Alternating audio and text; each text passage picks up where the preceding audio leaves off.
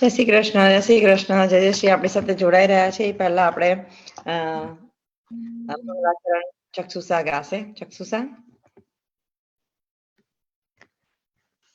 can hear you. ચક્ષુષા, you want to unmute yourself? Speaker of રાખેલું તમે એટલે સંભળાય. Okay. जय श्री कृष्ण कन्हैया लाल की जय. श्री गणेशाय नमः. चिंता संतान हतारो यत्पादाम्बुजरेणवा स्वीयानां प्रणमामि मुहुर्मुहुर् यदनु ग्रहतो जनितो सर्वदुःखानि तमहं सर्वदा वन्दे श्रीमद्वल्लभनन्दनम् अज्ञानतिमिरान्धस्य ज्ञानाञ्जनशलाकया चक्षुरुन्मीलितं येन तस्मै श्रीगुरवे नमः. नीलाक्षीरातिशायिनम् Lakshmi सहस्रलीलाभि सेव्यमानं कलानिधिं चतुर्भिश्च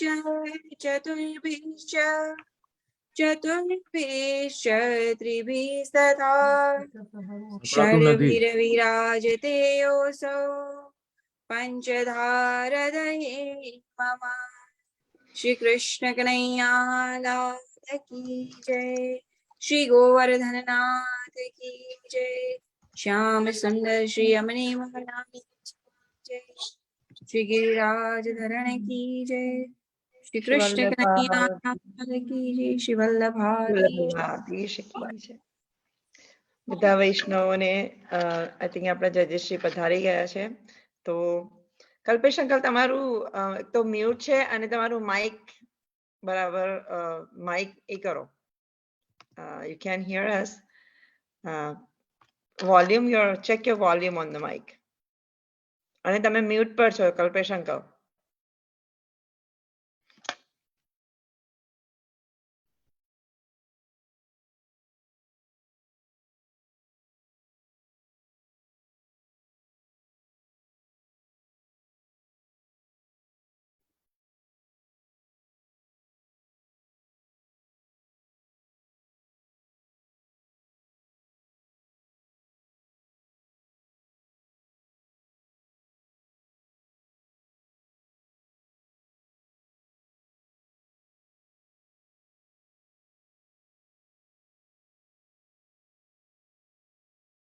Man, I should be able to hear it now. I have not done anything. Okay, there you go. Can you hear us? Can you hear me?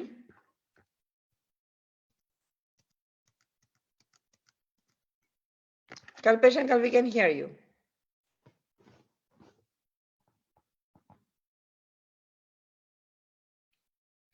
ધનોત પ્રણામ. જે આપશ્રીનો વિડીયો ઓન કરશો.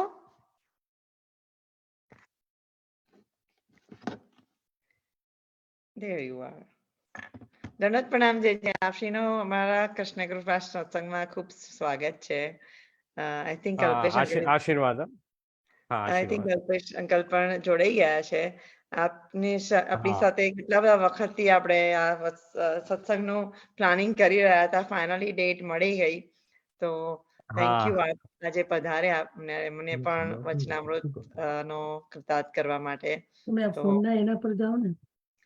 કલ્પેશ અંકલ, નંબર મને જોશે. કલ્પેશ અંકલ આપનું introduction કરશે. એ દર વખતે નવા નંબર મોકલે છે. 8362751730. Are you logging back? એક સેકન્ડ, અમને છે ને સેટ કરી આપું. એક જ મિનિટ. This is Zoom.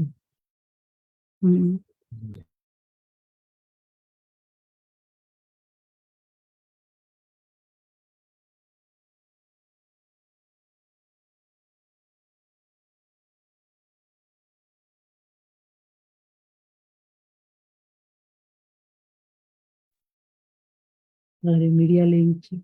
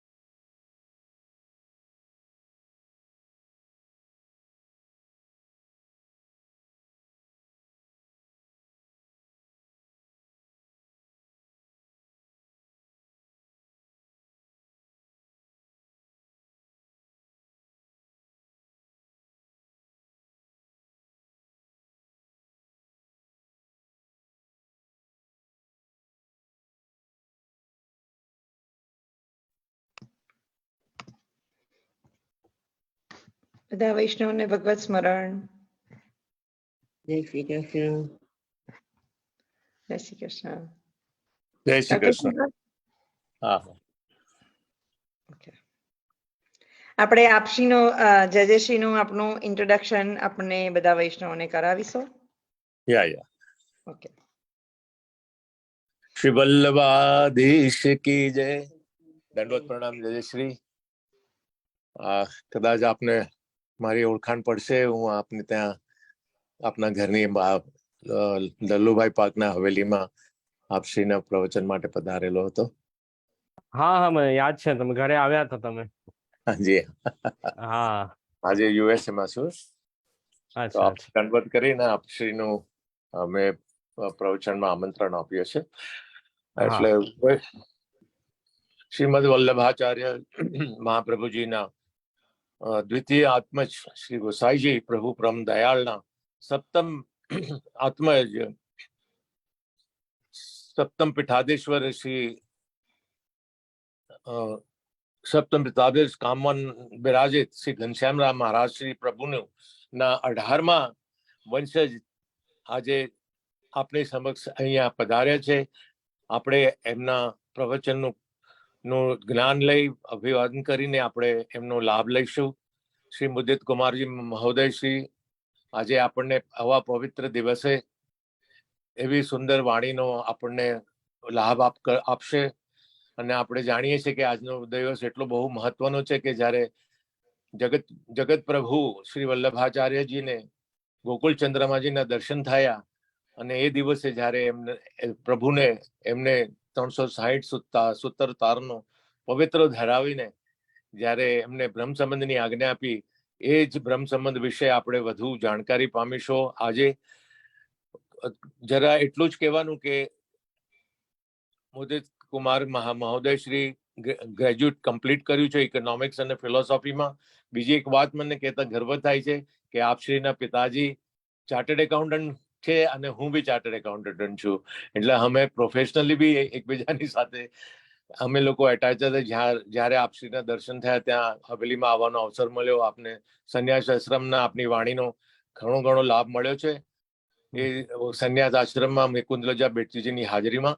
તો હવે આવા સુંદર પ્રવચનની આપણે જલ્દીથી આપણે વિનંતી કરી આપણા કૃપા સત્સંગના કૃષ્ણ કૃપા સત્સંગના વતી અને આપશ્રીને વિનંતી કરીને હું મારી વાણી પ્રભુના ચરણોમાં વિનંતી કરું છું. બોલો શ્રી વલ્લભાધીશ કી જય. મને પણ કૃષ્ણ કૃપા સત્સંગ મંડળ ના સુંદર સત્સંગના આયોજનમાં આવી ખૂબ જ પ્રસન્નતા થઈ રહી છે. આ બધા વૈષ્ણવોએ ખૂબ ભાવથી ભગવત કૃપાથી સુંદર નિત્ય સત્સંગ કરો છો એ જાણીને ખૂબ પ્રસન્નતા થાય છે. કે વૈષ્ણવોમાં સતત સત્સંગ દ્વારા ભાવ પોષણ થઈ રહ્યો છે અને પુષ્ટિ માર્ગ શ્રી મહાપ્રભુજીની આજ્ઞા એનું આજ સુધી વૈષ્ણવો જે છે પાલન કરી રહ્યા છે. બહુ સુંદર વાત છે.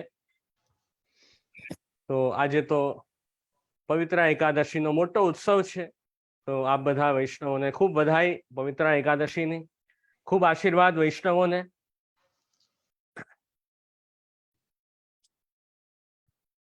સેજલબેન સાથે વાત થઈ ફોનમાં, એમણે જણાવ્યું કે ઘણા વર્ષોથી સત્સંગ આપ વૈષ્ણવો કરી રહ્યા છો, તો આમ જ સત્સંગનો ક્રમ હંમેશા ચાલુ રાખજો અને ઠાકુરજીમાં પ્રેમ ભાવ આપણો વધતો રહે સત્સંગ દ્વારા. એ જ બધા વૈષ્ણવોને શુભકામના અને આશીર્વાદ. તો હવે મંગલાચરણનું ગાન કરી આપણે સત્સંગ પ્રારંભ કરશું. ચિંતા સંતાન હંતારો યત્પાદાંબુજરેણવઃ સ્વીયાનાંતાન નિજાચાર્યાન પ્રણમામિ મુહુર્મુહુ. યદનુગ્રહતો જંતુઃ સર્વદુઃખાતિગો ભવેત તમહં સર્વદા વંદે શ્રીમદ્વલ્લભનંદનમ. અજ્ઞાનતિમિરાંધસ્ય જ્ઞાનાંજનશલાકયા ચક્ષુરુન્મીલિतं येन તસ્मै શ્રીગુરવે નમઃ. નમામિ હૃદયે શેષે નીલાક્ષીરાબ્ધિશાયિનમ લક્ષ્મી સહસ્રલીલાભી સેવ્યમાनं કલાનિધિમ. ચતુર્ભિશ્ચ ચતુર્ભિશ્ચ ચતુર્ભિશ્ચ ત્રિભિस्तथा ષડ્ભિર્વિરાજતે યોऽસૌ પંચધારદયે મમ.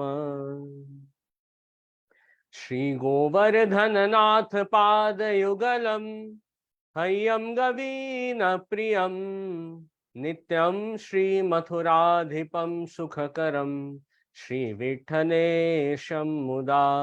શ્રીમદ્વારવતીશ ગોકુલપતિ શ્રી ગોકુલેન્દુમ વિભુમ શ્રીમન્મન્મથમોહનમ નટવરમ શ્રી બાલકૃષ્ણમ ભજે. શ્રીમદ્વલ્લભ વિઠ્ઠલો ગિરિધરમ ગોવિંદરાયાભિદમ શ્રીમદ્બાલકૃષ્ણ ગોકુલપતિ નાથમ રઘૂણાંસ્તથા. એવં શ્રી અધુનાયકમ કિલ ઘન શ્યામં ચ તદ્વંશજાન કાલિંદીમ સ્વગુરુમ ગિરિમ ગુરુવિભુમ સ્વીય પ્રભુંશ સ્મરે. બર્હાપીડમ નટવરવપુઃ કર્ણયોઃ કર્ણિકારમ બિભ્રદ્વાસઃ કનકકપીશમ વૈજયંતીમ ચ માલામ રંધ્રાણ વેણોરધરસુધયા પૂરયન ગોપવૃંદૈઃ વૃંદારણ્યમ સ્વપદરમણમ પ્રાવિશદ ગીતકીર્તિઃ.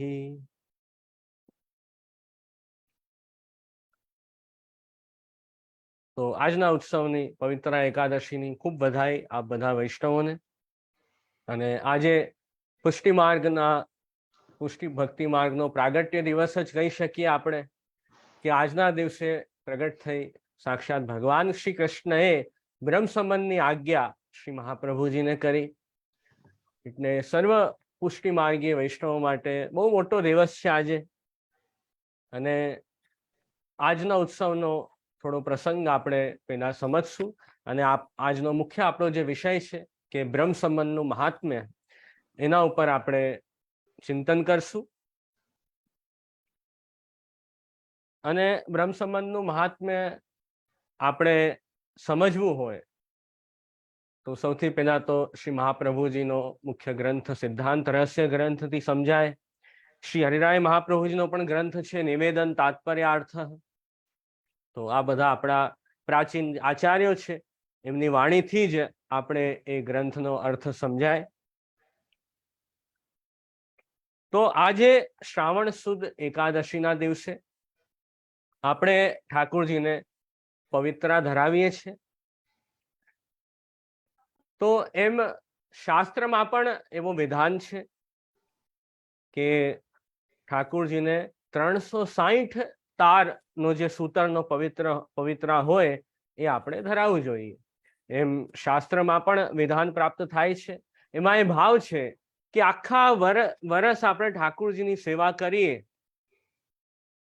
એમાં કંઈ પણ આપણાથી અપરાધ થયો હોય, કંઈ ભૂલ પડી હોય સેવામાં, તો આપણે સુંદર પવિત્રા સિદ્ધ કરીને આજે ઠાકોરજીને ધરાવીએ તો ઠાકોરજી કૃપા કરીને આપણને ક્ષમા કરે. એ ભાવથી કે જાણે અજાણ્યામાં કોઈ પણ ભૂલચૂક થઈ ગઈ હોય સેવામાં, તો ઠાકોરજી કૃપા કરીને ક્ષમા કરે. તો એ ભાવથી આપણે 360 તારનો જે પવિત્રો છે એ પ્રભુને ધરાવીએ છીએ. અને ઘણી વખત એવું થતું હોય કે આપણે બહારગામ જવું પડે કે જેના કારણે સેવા આપણી છૂટી જાય. ક્યારેક આપણે માંદા પડી જઈએ, એમાં સેવા છૂટે. ક્યારેક કોઈ બીજો કંઈક કારણ આવી જાય જેના કારણે આપણે પ્રભુથી દૂર થયા હોઈએ. તો પવિત્રો ઠાકોરજીને ધરાવીએ એ આપણા આખા વર્ષની સેવા છે. તો એ તો અવશ્ય ઠાકોરજીને આજે ધરાવવો જ જોઈએ દરેક વૈષ્ણવે. તો એ તો શાસ્ત્રનું વિધાન છે એટલે એ તો ધરાવીએ જ છે.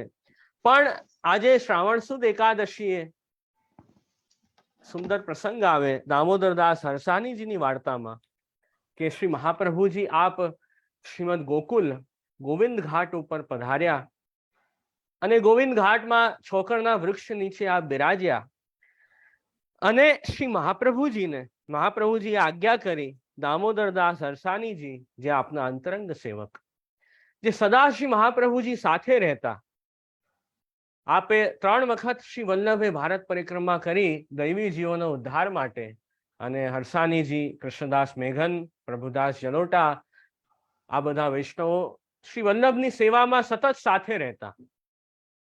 અને શ્રી મહાપ્રભુજી દામોદરદાસ હરસાનીજીને આજ્ઞા કરતા કે અરે દમલા, यह मार्ग तेरे लिए प्रकट कियो है. એમ શ્રી વલ્લભ આજ્ઞા કરતા કે यह मार्ग तेरे लिए प्रकट कियो है. એટલે એનો શું અર્થ? દામોદરદાસ હરસાનીજી તો બધા વૈષ્ણવોના પ્રતિનિધિ સ્વરૂપ છે. આપણે કહીએ ને રિપ્રેઝેન્ટેટિવ. તો સર્વ પુષ્ટિ માર્ગીય વૈષ્ણવોના પ્રતિનિધિ એ હરસાનીજી છે. એટલે શ્રી વલ્લભે આજ્ઞા કરી કે यह मार्ग तेरे लिए प्रकट कियो है. એટલે પુષ્ટિ ભક્તિ માર્ગમાં શ્રી વલ્લભની શરણે આવેલા જેટલા પણ દૈવી જીવ છે, બધાના કલ્યાણ માટે આ પુષ્ટિ માર્ગ શ્રી વલ્લભે પ્રગટ કર્યો છે. એટલે એમાં બધા જ વૈષ્ણવ આવી જશે. પણ આ બધા જે 84-252 વૈષ્ણવ છે, અષ્ટસખા છે, એ તો આપણા માટે રોલ મોડલ છે કે આપણે આ બધા ભગવદીય વૈષ્ણવોની વાર્તા વાંચીએ તો વાર્તા વાંચીને આપણે એ શીખવું જોઈએ એમના ચરિત્રથી કે આપણે કેવી રીતે પુષ્ટિ માર્ગ આપણા જીવનમાં ઉતારીએ. એ મહત્વનું છે. પુષ્ટિ માર્ગ શ્રી મહાપ્રભુજીના જે સિદ્ધાંતો છે, જે આપે આપના ષોડશ ગ્રંથ માં આજ્ઞા કર્યા છે, એ બધા સિદ્ધાંત આજ્ઞા આપણે કેવી રીતે પાલન કરી શકીએ, આપણે કેવી રીતે આચરણ કરી શકીએ, એવા પ્રયત્ન આપણે કરવા જોઈએ. બને એટલું શ્રી વલ્લભની આજ્ઞાનું અવશ્ય પાલન કરવું જ જોઈએ. તો શ્રી મહાપ્રભુજી આપ ગોવિંદ ઘાટ ઉપર બિરાજ્યા અને આજે પણ શ્રી મહાપ્રભુજીની ત્યાં બેઠક છે. અને શ્રી વલ્લભને ચિંતા થઈ. કોની ચિંતા થઈ? આપણી ચિંતા થઈ કે આધુનિક જે કલયુગના જે જીવો છે એમનો ઉદ્ધાર કેવી રીતે થશે. આ ચિંતા શ્રી મહાપ્રભુજીને થઈ કે ઠાકુરજી પ્રભુ તો નિર્દોષ છે, ભગવાન કૃષ્ણ તો નિર્દોષ છે, ગુણ નિધાન છે, બધા અલૌકિક ધર્મો ભગવાનના સ્વરૂપમાં બિરાજે છે. અને જીવ કેવો છે? જીવ તો દોષવાળો છે. એમ તો જીવ ઠાકુરજીનો અંશ છે, પણ ઠાકુરજીથી આપણે છૂટા પડ્યા અને અવિદ્યા, અજ્ઞાન આપણા ઉપર હાવી થઈ ગયો. એટલે આપણે બધા અજ્ઞાનના કારણે પ્રભુના સ્વરૂપને ભૂલી ગયા અને દોષવાળા થઈ ગયા. તો જીવની અંદર તો અનેક દોષો ભરાયેલા છે.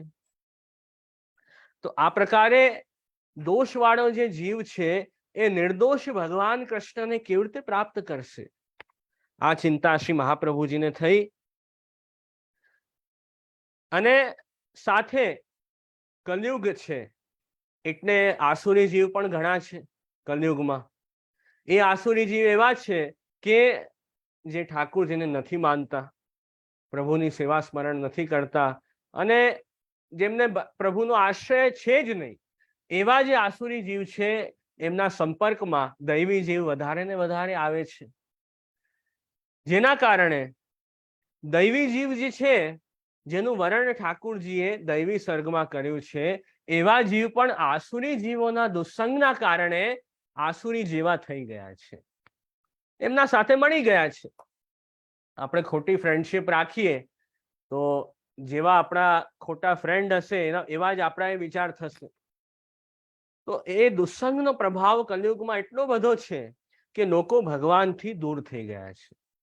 તો આ મુખ્ય આજના ટાઈમની, આજના યુગની સમસ્યા છે. તો શ્રી મહાપ્રભુજીને એ જ ચિંતા થઈ કે હવે આ જે બધા દૈવી જીવો છે જે આવા દોષથી ભરેલા છે, એમને ભગવત પ્રાપ્તિ કેવી રીતે કરાવી? તો આ આપને ચિંતા થઈ. તો મહાપ્રભુજી પણ કેટલા કૃપાળુ છે કે આપણા માટે આપ એટલી ચિંતા લઈ રહ્યા છે. જીવ તો પોતાની મસ્તીમાં ફરે છે, એને કોઈ ચિંતા નથી.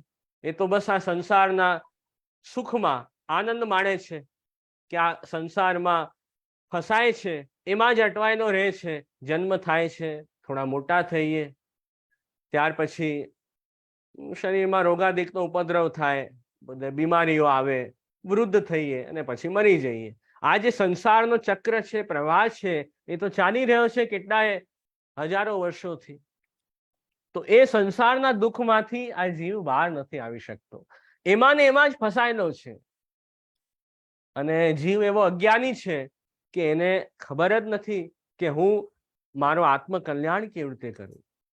પણ ઠાકુરજી, આપણા શ્રી મહાપ્રભુજી, આપણા ગુરુદેવ એટલા કૃપાળુ છે કે જીવને દુઃખમાં ફસાવા નથી દેવું. જો નાનો બાળક તો કેવો અજ્ઞાની હોય, એને કોઈ વાતની ચિંતા ન હોય, એ તો એ રમ્યા કરે. પણ એના જે માતા પિતા હોય એ ચિંતા રાખે ને કે આ બાળકનું ભવિષ્ય કેવી રીતે સુધારવું, કેવી રીતે મોટો થઈને આ સારો વ્યક્તિ બનશે. માતા પિતા પ્લાનિંગ કરતા હોય બાળક માટે, બાળક તો સાવ અજ્ઞાની હોય. એવી રીતે જ આપણે પણ બધા અજ્ઞાની બાળક જેવા, પણ શ્રી મહાપ્રભુજી આપણે ચિંતા લીધી અને શ્રી વલ્લભે વિચાર કર્યો કે હવે શું ઉપાય કરવો જેનાથી જીવનો ઉદ્ધાર થાય. તો એ જ સમયે મધ્યરાત્રિના સમયે શ્રાવણ શ્યામલે પક્ષે એકાદશ્યામ મહાનિશી સાક્ષાત ભગવતા પ્રોક્તમ તદક્ષરશ ઉચ્યતે. શ્રી વલ્લભે સિદ્ધાંત રહસ્ય ગ્રંથમાં આજ્ઞા કરી કે શ્રાવણ મહિનાના શુક્લ પક્ષમાં એકાદશીના દિવસે મધ્યરાત્રિમાં, મિડનાઇટમાં ભગવાન શ્રી કૃષ્ણનો પ્રાગટ્ય થયો અને સાક્ષાત ભગવાને પ્રગટ થઈ શ્રી મહાપ્રભુજીને બ્રહ્મસમનની આજ્ઞા કરી. તો ઠાકુરજી શ્રી મહાપ્રભુજીની સમક્ષ શ્રાવણ મહિનામાં પ્રગટ થયા. જો ઠાકુરજી પ્રગટ થવા માટે મહિનો, દિવસ, તારીખ બધી ચૂઝ કરી છે. શ્રાવણ મહિનો એ બહુ ઉત્તમ મહિનો છે, જેમાં શ્રવણ નક્ષત્ર છે શ્રાવણ મહિનામાં, અને શ્રવણ નક્ષત્રના દેવતા સાક્ષાત ભગવાન વિષ્ણુ છે, એટલે મહિનો ઉત્તમ છે. સાથે શુક્લ પક્ષ છે. શુક્લ પક્ષમાં શું હોય, જે ચંદ્રમા હોય એ ફૂલ મૂન થવાની તૈયારી હોય. જ્યારે પૂર્ણિમા આવે ત્યારે એકદમ ફૂલ મૂન થઈ જાય, થાય ને. જેમ જેમ શુક્લ પક્ષમાં દિવસો જાય એમ ચંદ્રમાની જે કિરણ છે એ વધતી જાય અને ચંદ્રમા ફૂલ મૂન થતો જાય શુક્લ પક્ષમાં. તો એ જ રીતે જીવ પણ દિવસે ને દિવસે શુદ્ધ થતો જાય. ચંદ્રમાની કિરણો કેમ ખૂબ પ્રકાશ વધે, એમ જેમ જેમ જીવ ભક્તિ અને ભગવત સેવા સ્મરણમાં જોડાય એમ એના દોષો નીકળતા જાય અને શુદ્ધ થતો જાય. તો એ ભાવ છે. અને એકાદશી આજનો દિવસ છે. એકાદશી તો પરમ પવિત્ર દિવસ છે. એકાદશી વ્રત આપણે રાખીએ એનું એટલું મહાત્મ્ય છે કે આપણી એકાદશ ઇન્દ્રિય, 5 કર્મેન્દ્રિય, 5 જ્ઞાનેન્દ્રિય, 1 મન બધી શુદ્ધ થઈ જાય એવી આ એકાદશી તિથિ છે. અને મહાનિશી મધ્યરાત્રિનો સમય ઠાકુરજી પ્રગટ થયા શ્રી મહાપ્રભુજી સમક્ષ. એનો શું ભાવ કે જે રીતે દ્વાપર યુગમાં સારસ્વત કલ્પમાં ભગવાન કૃષ્ણ ક્યારે પ્રગટ થયા હતા? કૃષ્ણ અવતાર સમય મધ્યરાત્રિમાં પ્રગટ થયા. પ્રભુ શ્રી કૃષ્ણ કૃષ્ણ અવતાર સમયે મધ્યરાત્રિમાં જ પ્રગટ થયા બ્રજ ભક્તોના ઉદ્ધાર માટે, બ્રજ ભક્તોના મનોરથ પૂરા કરવા માટે ઠાકુરજી મધ્યરાત્રિએ પ્રગટ થયા. અને એ જ રીતે હવે આજના જે આધુનિક જીવો છે કલયુગના, હવે કૃષ્ણ અવતાર સમયે જે પણ વ્રજભક્ત હતા એમના મનોરથ પ્રભુએ પૂરા કર્યા, એમનો ઉદ્ધાર કર્યો. હવે આજના જીવોનો શું? એમનો ઉદ્ધાર કેવી રીતે થશે? એટલે એમનો ઉદ્ધાર તો હવે શ્રી મહાપ્રભુજી દ્વારા થશે. એટલે મધ્યરાત્રિ સમયે ઠાકુરજી પ્રગટ થયા. વિક્રમ સંવત 1549 અને શ્રાવણ સુદ એકાદશી. અને ઠાકુરજી પ્રગટ થયા તો પ્રભુનું સ્વરૂપ એટલું સુંદર છે, આનંદાત્મક છે કે ઠાકુરજીના દર્શન કરી શ્રી મહાપ્રભુજીએ મધુરાષ્ટક સ્તોત્ર પ્રગટ કર્યો. મધુરાષ્ટક જે સુંદર ગ્રંથ છે એ શ્રી વલ્લભે મધુરાષ્ટક ગ્રંથ દ્વારા ઠાકુરજીની સ્તુતિ કરી કે અધરમ મધુરમ વદનમ મધુરમ નયનમ મધુરમ હસિતમ મધુરમ મધુરાધિપતે રખિલમ મધુરમ. કે ઠાકુરજીના પ્રત્યેક શ્રીઅંગ જે છે એ આનંદાત્મક છે, અલૌકિક છે અને અત્યંત સુંદર ઠાકુરજીનું સ્વરૂપ છે. તો મધુરાષ્ટક જે ગ્રંથ છે એ પણ શ્રાવણ સુદ એકાદશીએ જ પ્રગટ થયો છે. તો એ અત્યંત મનોહર સુંદર સ્વરૂપની શ્રી વલ્લભે આ સુંદર ગ્રંથ દ્વારા સ્તુતિ કરી. અને પ્રભુનું આનંદાત્મક સ્વરૂપ છે. આપણું જેવું શરીર છે એવું ઠાકુરજીનું સ્વરૂપ નથી. આપણા અંદર તો બધા પ્રાકૃત ધર્મ છે. આપણને ઊંઘ આવે, ભૂખ લાગે, તરસ લાગે, બીમારી આવે શરીરમાં, અને લોહી અને મળમૂત્ર એ બધું શરીરમાં ભરેલું છે. એવું આપણું છે કેમ કે આપણે નેચરથી બન્યા છીએ, પ્રકૃતિથી આપણે બન્યા છીએ. એટલે પ્રકૃતિના જે ધર્મો છે એનો પ્રભાવ આપણા ઉપર પડે. પણ ઠાકુરજી આનંદાત્મક છે એટલે એમનામાં પ્રાકૃત ધર્મ નથી. જે આપણે સર્વોત્તમ સ્તોત્રમાં પ્રથમ શ્લોકમાં વર્ણન છે કે પ્રાકૃત ધર્મ અનાશ્રયમ અપ્રાકૃત નિખિલ ધર્મ રૂપમિતિ નિગમ પ્રતિપાદ્યમ યત તત્શુદ્ધમ સાકૃતિ સ્તવમી. કે પ્રાકૃત ધર્મ જે છે ભગવાનના સ્વરૂપમાં નથી. ભગવાનને ક્યારે પણ નોર્મલ હ્યુમન બીંગની જેમ નહીં સમજતા. ભગવાનના સ્વરૂપમાં તો અપ્રાકૃત ધર્મ છે. ઐશ્વર્ય, વીર્ય, યશ, શ્રી, જ્ઞાન, વૈરાગ્ય આવા અલૌકિક ધર્મો પ્રભુના સ્વરૂપમાં બિરાજે છે. ઠાકુરજી ઐશ્વર્ય છે એટલે ભગવાન વ્યાપક છે, બધે જ વ્યાપ્ત છે. એવું કોઈ પણ સ્થાન જગતમાં નહીં હોય કે જ્યાં પ્રભુ ન બિરાજતા હોય. તો એવું પ્રભુનું સ્વરૂપ છે. વીર્ય, ઠાકુરજીના વીર્ય ધર્મ છે પ્રભુમાં, કે પ્રભુમાં એવો સામર્થ્ય છે કે ઠાકુરજી આપનું ધામ, આપનું સ્વરૂપ એ અવિનાશી છે. આપણે જેમ જન્મીએ છીએ અને બર્થ અને ડેથની સાયકલમાં છીએ એવી રીતે ઠાકુરજી નથી. પ્રભુને તો જ્યારે ઈચ્છા હોય ત્યારે પ્રગટ થઈ જાય. તો એવું આપનું અલૌકિક સ્વરૂપ છે. યશ ધર્મ છે, કરતુમ અકર્તુમ અન્યથા કરતુમ સર્વ સામર્થ્ય પ્રભુના સ્વરૂપમાં બિરાજે છે. ઠાકુરજી સ્વતંત્ર છે. શ્રી ધર્મ છે પ્રભુના સ્વરૂપમાં. गुजराती में कल का है। જ્ઞાન ધર્મ છે પ્રભુના સ્વરૂપમાં, કે ઠાકુરજી બધું જ પ્રભુ સર્વજ્ઞ છે. ઠાકુર સ્વરૂપમાં વૈરાગ્ય ધર્મ પણ છે. એમ અલૌકિક અપ્રાકૃત ધર્મ પ્રભુના સ્વરૂપમાં છે.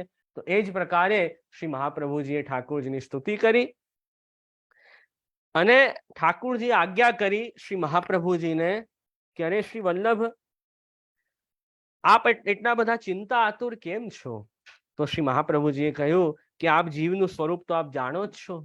જીવ તો અનેક દોષોથી ભરાયેલા છે એમનો સંબંધ આપના સાથે કેવી રીતે થશે? આપણે તો કહીએ છીએ કે ઠાકુરજીને ઉત્તમ વસ્તુ આપણે સમર્પિત કરીએ, બેસ્ટ હોય એ ઠાકુરજી સાથે જોડાવું જોઈએ, પણ જીવ તો પેનાથી જ દોષવાળો છે, એનો સંબંધ કેવી રીતે ભગવાન સાથે થશે?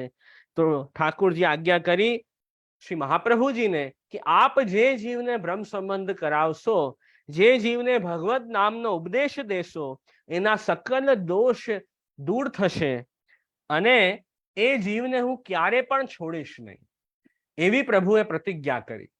પ્રભુએ વચન આપ્યું શ્રી મહાપ્રભુજીને કે જેને આપ બ્રહ્મ સંબંધ કરાવશો એના દોષ દૂર થશે અને એનો હું ક્યારે પણ ત્યાગ નહીં કરું, ક્યારેય છોડીશ નહીં. તો કેટલી મોટી કૃપા ઠાકુરજીએ કરી બ્રહ્મ સંબંધની આજ્ઞામાં. તો આ પ્રકારે પ્રભુએ આજ્ઞા કરી અને શ્રી મહાપ્રભુજી તો આપ સાક્ષાત શ્રી કૃષ્ણ સ્વરૂપ જ છે. મહાપ્રભુજી તો બધું જાણે છે, પણ આ પ્રસંગ પ્રગટ થયો કેમ કે આપણે બ્રહ્મ સંબંધનું મહાત્મ્ય જાણીએ એટલા માટે. આપણે આજના જીવ કેવા હોય કે કોઈ વસ્તુનું ઇમ્પોર્ટન્સ જાણે પછી એમાં એ પ્રવૃત્ત થાય. ઇમ્પોર્ટન્સ જ્યાં સુધી ન જાણે ત્યાં સુધી એ વસ્તુમાં જોડાય નહીં, એ કાર્યમાં જોડાય નહીં. એટલે ઠાકુરજી પ્રગટ થયા, પ્રભુએ આજ્ઞા કરી, પછી શ્રી મહાપ્રભુજીએ બ્રહ્મ સંબંધ કરાવ્યું. આ મહાત્મ્ય ઠાકુરજીને પ્રગટ કરવું છે. મહાત્મ્ય હોય એટલે પછી વિશ્વાસ આપણો દ્રઢ થાય. જ્યાં સુધી મહાત્મ્ય ખબર ન હોય, મહાત્મ્ય ન જાણીએ ત્યાં સુધી વિશ્વાસ દ્રઢ ન થાય. તો આવી સુંદર પ્રભુએ આજ્ઞા કરી અને શ્રી મહાપ્રભુજીએ તો પવિત્રો સિદ્ધ કરીને રાખ્યો જ હતો ઠાકુરજીને ધરાવવા માટે. તો સુંદર પવિત્રો શ્રી મહાપ્રભુજીએ ધરાવ્યો અને ઠાકુરજીને ભોગ પર ધર્યો. અને જે આજ્ઞા ઠાકુરજીએ શ્રી મહાપ્રભુજીને કરી એ આજ્ઞા શ્રી મહાપ્રભુજીએ સિદ્ધાંત રહસ્ય ગ્રંથમાં લખી દીધી. એટલે સિદ્ધાંત રહસ્ય ગ્રંથનો જે પહેલો શ્લોક છે એ ખાલી શ્રી મહાપ્રભુજીએ લખ્યો છે, જેમાં પ્રભુની આજ્ઞા ક્યારે થઈ એનું વર્ણન છે. બાકીના બીજા શ્લોકથી ટોટલ 8.5 શ્લોક છે સિદ્ધાંત રહસ્ય ગ્રંથમાં. તો બીજા શ્લોકથી ને એન્ડ સુધી જે પણ શ્લોક છે એ શ્રી મહાપ્રભુજી આજ્ઞા કરે છે કે એ બધા ઠાકુરજીના વચનો છે. પ્રભુની જે આજ્ઞા થઈ એ અક્ષરશઃ વર્ડ ટુ વર્ડ શ્રી મહાપ્રભુજીએ સિદ્ધાંત રહસ્ય ગ્રંથમાં લખી છે. એમ આપ શ્રી વલ્લભે આજ્ઞા કરી છે. એટલે આ ગ્રંથ દરેક વૈષ્ણવ માટે સમજવું બહુ આવશ્યક છે, જેમાં આપણને બ્રહ્મ સંબંધનું મહાત્મ્ય સમજાય. તો બીજા જ શ્લોકમાં સુંદર આજ્ઞા છે શ્રી વલ્લભની કે બ્રહ્મ સંબંધ કરણાત સર્વેશામ દેહ જીવયો સર્વદોષ નિવૃત્તિર્હિ દોષાઃ પંચ વિધા સ્મૃતા સહજાદેશ કાનોત્થા લોકવેદ નિરૂપિતા સંયોગજા સ્પર્શજાશ્ચ ન મંતવ્યાઃ કથંચન અન્યથા સર્વદોષાણામ ન નિવૃત્તિ કથંચન. તો શ્રી મહાપ્રભુજીએ આજ્ઞા કરી કે બ્રહ્મ સંબંધ કરવાથી સર્વ દોષ, 5 પ્રકારના દોષ જે છે નિવૃત્ત થઈ જાય છે. 5 પ્રકારના કયા દોષ છે તેમાં ગણાવ્યા છે સહજ દોષ અને દેશોથ દોષ, કાલોથ દોષ, સંયોગ દોષ અને સ્પર્શ દોષ. એમ 5 પ્રકારના દોષ ગણાવ્યા છે. સહજ દોષ એટલે કે જેમ કામ, ક્રોધ, લોભ, મોહ, મદ, માત્સર્ય, આ બધા સહજ દોષ ગણાવ્યા છે. અને આપણા શરીરમાં બધા રોગાદિકના ઉપદ્રવ થાય, બધી બીમારીઓ આવે, ડિઝીઝ થાય, એ બધા સહજ દોષ છે. એની પછી કાલથી ઉત્પન્ન થતો દોષ એટલે કલિકાલના કારણે જે અધર્મ બધે વધે એના કારણે દોષ થાય, એ કાલોથ દોષ. દેશોથ દોષ એટલે જ્યાં મ્લેચ્છ લોકો વધારે રહેતા હોય, જ્યાં અધર્મ કરવા વાળા લોકો વધારે રહેતા હોય એવી જગ્યાએ આપણે જઈએ તો શાસ્ત્રમાં કહ્યું છે કે તીર્થયાત્રા સિવાય એવા સ્થાને જો જઈએ તો એ દોષરૂપ છે. તો એ દેશોથ દોષ લીધા છે. અને સંયોગ દોષ એટલે જેમણે પાપ કર્મ કર્યા હોય, પતિત હોય એવા લોકોના કોન્ટેક્ટમાં આપણે આવીએ એમનો સંગ આપણને થાય એ સંયોગ દોષ છે.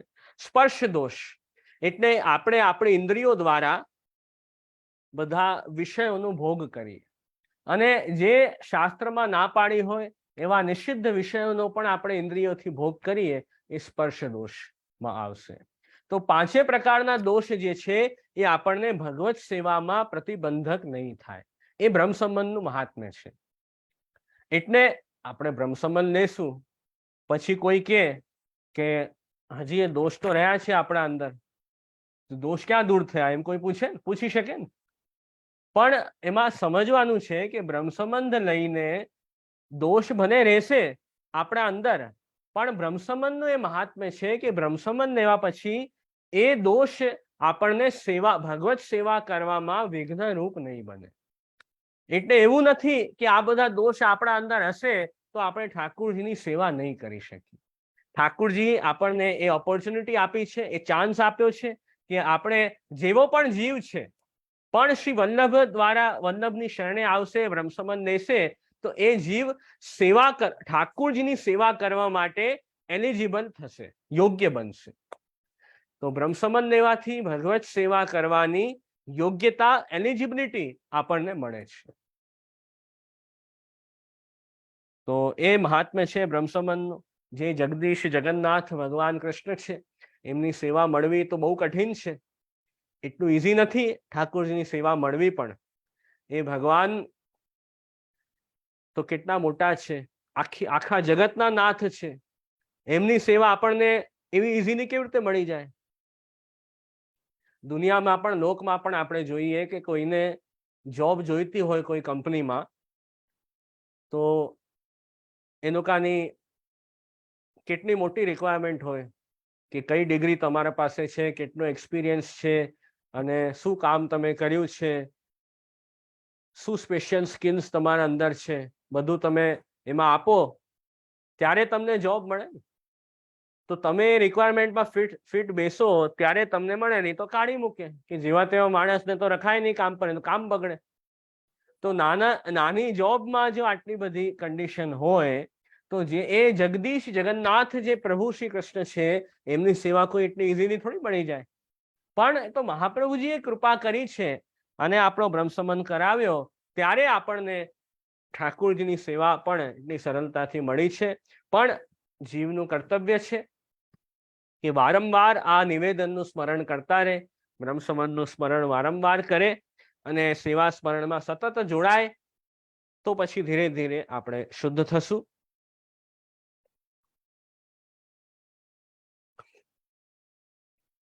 તો આ પ્રકારે આપણે સમજવું જોઈએ.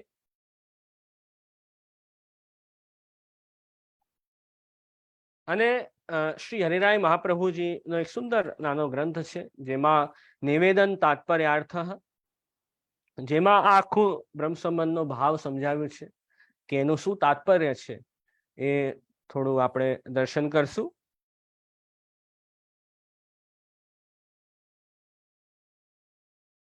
હવે સૃષ્ટિની આદિમાં સૃષ્ટિ આદૌ એવ જીવાહ સ્વતો ભગવતા સૃષ્ટિઅર્થમ ભિન્નાહ કૃતા. હવે ભગવાન કૃષ્ણ તો પેલા એકલા જ બિરાજતા હતા અને ઠાકુરજીએ વિચાર કર્યો કે હવે મારે એકોહમ બહુશ્યામ એકાકી ન રમતે સદ્વિત્યમે છે. ઠાકુરજીએ વિચાર્યું કે હવે મને રમવું છે, મારે ક્રીડા કરવી છે. તો રમવું હોય તો એકલા તો રમાય નહીં ને, રમવા માટે તો કોઈ બીજો હોય તો આપણે રમી શકીએ. તો ઠાકુરજીએ ક્રીડા કરવા માટે, રમવા માટે પોતાના સ્વરૂપમાંથી જ આખું જગત પ્રગટ કર્યું. આજે આખું વર્લ્ડ આપણને દેખાય છે, આખી દુનિયા આપણને દેખાય છે, એ ઠાકુરજીએ પોતાના સ્વરૂપમાંથી જ પ્રગટ થયું. અને આ દુનિયામાં નોન લિવિંગ વસ્તુ છે, લિવિંગ છે, જડ છે, જીવ છે, બધી સૃષ્ટિ પ્રગટ થઈ. તો હવે પહેલા તો આપણે બધા પણ ઠાકુરના સ્વરૂપમાં જ હતા, પણ પ્રભુને ક્રીડા કરવાની ઈચ્છા થઈ, રમવાની ઈચ્છા થઈ, તો પ્રભુના સ્વરૂપમાંથી જ આપણે બધા બહાર આવ્યા. આ જગત બન્યું, એમાં આપણે રહીએ છીએ આ દુનિયામાં હજારો વર્ષોથી, અને હવે ઠાકુરજીથી આપણે છૂટા પડ્યા, પ્રભુથી અલગ થયા, એ વાતને તો હજારો વર્ષ થઈ ગયા છે. આજની વાત થોડી છે. પ્રભુથી આપણે અલગ થયા એ વાતને તો થાઉઝન્ડ ઓફ યર્સ થઈ ગયા છે. હવે એના કારણે શું થયું કે જીવ તો ભગવાનનો અંશ છે. આપણે બધા કોણ છીએ? ઠાકુરજીના પાર્ટ છીએ, ભગવાનના અંશ છીએ. પણ પ્રભુથી આપણે છૂટા પડ્યા એના કારણે આપણે ભગવાનને ભૂલી ગયા. ભગવાન કૃષ્ણ મારા સ્વામી છે, હું ભગવાનનો સેવક છું, હું પ્રભુનો દાસ છું, આ બધી વાત આપણે ભૂલી ગયા. અને હવે ઠાકુરજીથી આપણે અલગ થઈ ગયા છીએ. એનો જે દુઃખ થવો જોઈએ, તાપ ક્લેશ સંબંધ અભાવાત ન પરમ. પ્રભુથી છૂટા પડવાના કારણે જે તાપ ક્લેશ દુઃખ થવું જોઈએ એ પણ આપણને નથી થતું. કેમ નથી થતું? આપણે આપણા કોઈ રિલેટિવ હોય, કોઈ ફ્રેન્ડ હોય, એમનાથી આપણે દૂર થઈએ તો આપણને ફીલ થાય ને. કે આપણે પેરેન્ટ્સ હોય, એમનાથી આપણે અલગ રહેતા હોઈએ તો આપણને ફીલ થાય કે જો કેટલા સમયથી હું એમનાથી દૂર છું, તો આપણને એવું તો લાગે ને, મનમાં થોડું દુઃખ થાય, એમને મળવાની ઈચ્છા થાય. પણ હવે ભગવાન સાથે તો મળવાની ઈચ્છા નથી થતી, ન એવું દુઃખ થાય છે. કેમ એવું? તો અહીંયા સમજાવ્યું કે સંબંધ અભાવાત, કે આપણો જે સંબંધ છે ઠાકુરજી સાથે, ભગવાન સાથે, એ તૂટી ગયો છે. એના કારણે આપણને પ્રભુથી છૂટા થવાનો દુઃખ પણ થતો નથી. સંબંધ જે આપણો ઠાકુરજી સાથે છે એ ડિસ્કનેક્ટ થઈ ગયો છે. એટલે જે ઠાકુરજીને મળવાની ઈચ્છા થવી જોઈએ કે એ ભગવાન મને ક્યારે મળશે, એમની સેવા ક્યારે મળશે, એમના દર્શન ક્યારે થશે, અને એ જે તાપ થવો જોઈએ એ નથી થતો. કેમ કે સંબંધ છૂટી ગયો છે ભગવાન સાથે. સંબંધ કેમ છૂટી ગયો ઠાકુરજી સાથે? એનું શું કારણ? તો અહીંયા આજ્ઞા કરી, સંબંધસ્તુ પ્રપંચ આસક્તિ નિવૃત્ત્યા ભવતી. આ સંબંધ છૂટ્યો છે પ્રભુ સાથેનો, એનું મુખ્ય કારણ છે સંસાર આસક્તિ. આપણે આ સંસારમાં એટલા બધા આસક્ત થઈ જઈએ છીએ, એટલા બધા અટેચ થઈએ છીએ સંસારમાં કે પ્રભુને ભૂલી જઈએ છીએ. તો આ મટીરિયલિસ્ટિક જે વર્લ્ડ છે, જે દુનિયા છે, સંસાર છે, એ કેવી રીતે બને સંસાર? સંસાર એટલે શું? તો અહીંયા કહ્યું કે અહંતા અને મમતા, હું અને મારું, એને જ સંસાર કહેવાય.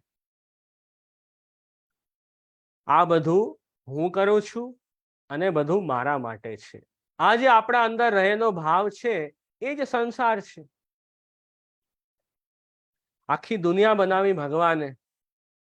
દુનિયાની જેટલી પણ વસ્તુઓ છે એ બધી પણ ઠાકુરજીની જ છે. પ્રભુએ જ બધું બનાવ્યું છે, ઠાકુરજીના સ્વરૂપમાંથી જ બધું આવ્યું છે. તો દુનિયા બનાવી ભગવાને, દુનિયાની બધી વસ્તુ પણ ભગવાનની છે, અને જે થાય છે પણ પ્રભુની ઈચ્છાથી જ બધું થાય છે આ જગતમાં. શ્રી મહાપ્રભુજી આજ્ઞા કહે છે કે વિવેકસ્તુ હરિ સર્વમ નિજે છાત કરિષ્યતિ. આ જે પુષ્ટિમાર્ગીય વિવેક છે કે જે થશે પ્રભુની ઈચ્છાથી જ થશે. એક નાનું પત્તું હોય, એ પણ વૃક્ષનો પત્તો, એ પણ પ્રભુની ઈચ્છા વગર હલી ન શકે.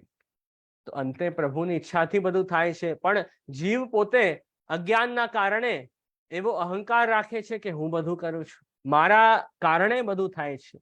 તો આ તો આપણો મિથ્યા અહંકાર છે, ખોટો અજ્ઞાન છે.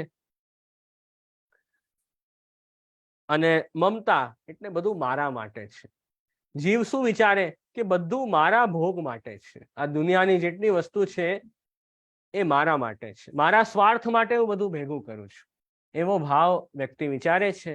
એટલે આ અહંતા અને મમતા એના ચક્કરમાં ફસવાના કારણે જીવ જે છે એ ઠાકુરજીનું સ્વરૂપ ભૂલી ગયો છે. અને એના કારણે સંસાર આસક્તિ જે છે એ દિવસે ને દિવસે વધતી જાય છે, અને પ્રભુ સાથે રહેલો જે આપણો સંબંધ છે એ તૂટી જાય છે. તો જ્યાં સુધી યાવત દેહ સંબંધ અહંતા મમતાયોહ અવિદ્યા કાર્યયોઃ સત્વાત ન ભવિતુમ શક્નોતિ, કે જ્યાં સુધી આ દેહ સંબંધ અહંતા મમતા રહે છે ત્યાં સુધી પ્રભુ સાથે આપણો સંબંધ ન થઈ શકે. તો હવે શ્રી મહાપ્રભુજીએ બ્રહ્મ સંબંધ કેવી રીતે કરાવ્યો આપણો? શ્રી મહાપ્રભુજીએ બ્રહ્મ સંબંધ કરાવવામાં જે આપણે નિવેદન કરીએ છીએ ઠાકુરજી આગળ, જે ગુરુ નિવેદન કરાવે છે એમાં આપણે શું બોલીએ છીએ? દેહ, ઇન્દ્રિય, પ્રાણ, અંતઃકરણ, પત્ની, પુત્ર, પરિવાર, ધન, આ લોક પરલોકની બધી વસ્તુ, આ બધી હું ઠાકુરજીની સેવા માટે વિનિયોગ કરીશ, એમ બોલીએ છે ને, કે મારું શરીર અને મારા સાથે જોડાયેલી જેટલી પણ વસ્તુ છે કે જેને હું મારી માનું છું, કે આ મારી છે, મારું ઘર, મારી ફેમિલી, મારા પૈસા, જેટલી પણ વસ્તુને હું મારી માનું છું એ બધી વસ્તુ ઠાકુરજીની સેવા માટે છે. એવો ભાવ બધી વસ્તુમાં આપણે સ્થાપિત કરી દેવો અને પ્રભુ આગળ નિવેદન કરવું કે હે ઠાકુરજી, હવેથી હું મારું સર્વસ્વ આપની સેવા માટે સમર્પિત કરું છું. એટલે મારું બધું જ જ્યાં જ્યાં મારી અહંતા મમતા લાગેલી છે એ બધી વસ્તુ હું આપની સેવાર્થ એનો ઉપયોગ કરીશ. તો બ્રહ્મ સંબંધ આપણે કરીએ છીએ એમાં આપણે બોલીએ છીએ કે અત્યાર સુધી હું એમ માનતો હતો કે આ બધું મારા ભોગવા માટે છે, પણ હવે બ્રહ્મ સંબંધ થયા પછી આપણે શું માનશું? કે આ બધું પ્રભુની સેવા માટે છે, બધું ભગવાનનું છે, મારું નથી, ઠાકુરજીનું જ છે બધું, એમણે જ મને બધું આપ્યું છે અને એ બધી વસ્તુ હું એમની સેવામાં જ એનો વિનિયોગ કરી દઉં. તો બ્રહ્મ સંબંધ કરવાથી આપણે આપણી અહંતા અને મમતા ઠાકુરજીને સમર્પિત કરીએ છીએ. એનાથી શું થશે કે આપણી અહંતા અને મમતા આપણે ઠાકુરજીના ચરણોમાં સમર્પિત કરશું, એનાથી આપણા જે સર્વ દોષ એ નિવૃત્ત થઈ જશે. અને પછી આપણા અંદર એવી ઈચ્છા પણ થશે કે મને ભગવાન ક્યારે મળશે, એમની સેવા ક્યારે મળશે, એમના દર્શન ક્યારે મળશે, એવી ઈચ્છા પણ આપણા અંદર પ્રગટ થશે. તો આ ભાવ આમાં બતાવ્યો છે. તો સંસાર આસક્તિ દૂર કરવાનો મુખ્ય ઉપાય એ જ બતાવ્યો કે સર્વસ્વ ઠાકુરજીને આપણે સમર્પિત કરીએ.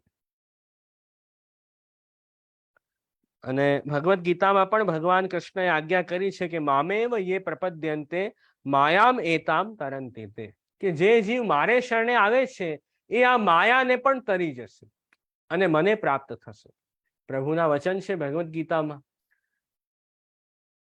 તો આ પ્રકારે આપણે બ્રહ્મ સંબંધમાં ઠાકુરજી આગળ નિવેદન કરીએ છીએ.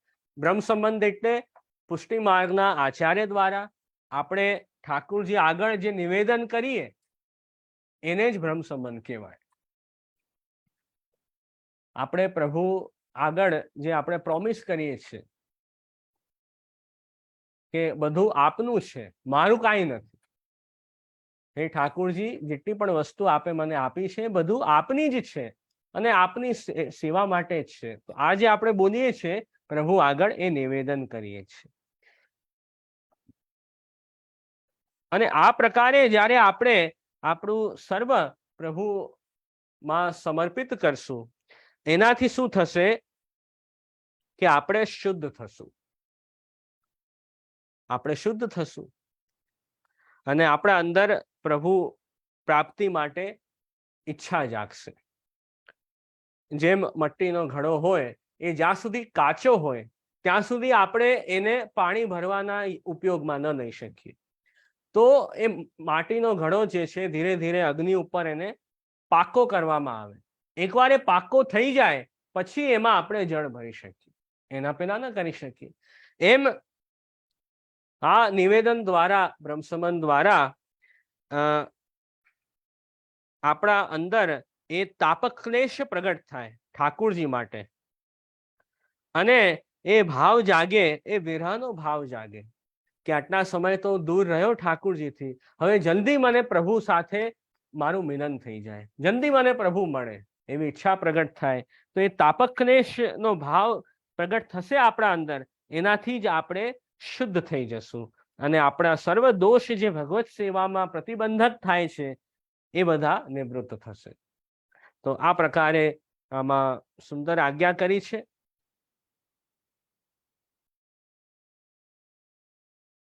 તો સિદ્ધાંત રહસ્ય ગ્રંથમાં પણ શ્રી મહાપ્રભુજી આજ્ઞા કરી છે કે અન્યથા સર્વ દોષાણામ ન નિવૃત્તિ કથંચન, કે બ્રહ્મસંબંધ વગર બીજો કોઈ પ્રકાર નથી કે જેનાથી આપણા દોષ, સેવા પ્રતિબંધક દોષ નિવૃત્ત થઈ શકે. તો અસમર્પિત વસ્તુ નામ તસ્માત વર્જનમ આચરેત. એટલે શ્રી મહાપ્રભુજી આજ્ઞા કરી કે આપણે અસમર્પિત વસ્તુનો ત્યાગ કરવો. અસમર્પિત વસ્તુ એટલે શું અને સમર્પિત એટલે શું એ પણ જાણવું પડશે. તો જે વસ્તુમાં ઠાકુરજીનો કોઈ સંબંધ નથી એને આપણે અસમર્પિત કહેશું, અને જ્યાં ઠાકુરજીનો સંબંધ છે એ સમર્પિત છે.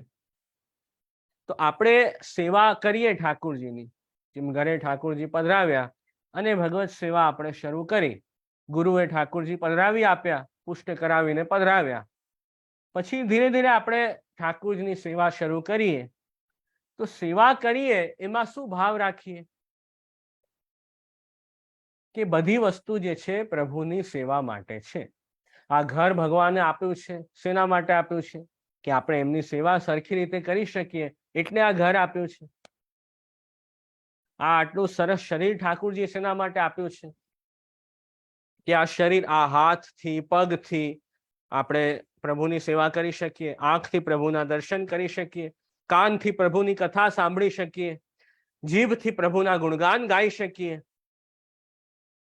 નાસિકાથી પ્રભુની સુંદર અત્તરની સુગંધ હોય, પ્રભુના પ્રસાદી માળાજીની સુગંધ હોય એ લઈ શકીએ. તો દરેક ઇન્દ્રિય ઠાકુરજી આપ્યું છે, શરીર આપ્યું છે, એમની સેવા માટે આપ્યું છે. આપણું ચિત્ત, આપણું મન પ્રભુમાં લાગવું જોઈએ. અને આપણે તો કહીએ છીએ કે ફેમિલી પણ ઠાકુરજી આપી છે, એ પણ એટલા માટે આપી છે કે સેવા સરખી રીતે થઈ શકે. એકલા હોઈએ તો સેવા કેમ થાય? તો બધા ફેમિલી પણ સાથે જોડાય તો સેવા હજી સુંદર થાય. અને ધન ઠાકુરજી આપ્યો છે એ પણ પ્રભુએ જ આપ્યો છે, તો પ્રભુની સેવામાં જ એનો વિનિયોગ કરીએ. એમ દરેક ને દરેક વસ્તુ જે છે એ આપણે પ્રભુ સાથે જોડીએ છીએ તો આપણે પ્રભુને સમર્પિત બની શકશું. અને જે વસ્તુ પ્રભુ સાથે નથી જોડાયેલી એ અસમર્પિત છે. પછી એ બધી જ વસ્તુ આવી જશે એમાં કે જે ઠાકુરજીને આપણે ભોગ નથી ધરી, જે વસ્તુ એ ખાવાની વસ્તુ તો છે જ અસમર્પિત, સાથે બધું જ આવી જશે. જે આંખથી આપણે જોઈએ છે, જે પ્રભુ સેવા સાથે જેના કોઈ કનેક્શન નથી, એ પણ અસમર્પિત થઈ શકે. તો જેટલું બને એટલું અસમર્પિત વસ્તુથી આપણે દૂર રહેવું. જ્યાં પ્રભુનો સંબંધ છે એ વસ્તુ આપણે ગ્રહણ કરવી, તો આપણે ઠાકુરજીને સમર્પિત બની શકશું. નિવેદિભિ સમર્પ્યૈવ સર્વમ કુર્યાદિતિ સ્થિતિ નમતમ દેવ દેવસ્ય સામી ભુક્ત સમર્પણમ. કે આપણે ઠાકુરજીને પુષ્ટિ માર્ગના આચાર્ય દ્વારા નિવેદન કર્યું છે, એટલે જીવનના બધા કાર્ય જે છે પ્રભુને સમર્પણ કરીને જ કરવા, એવી શ્રી વલ્લભની સુંદર આજ્ઞા છે.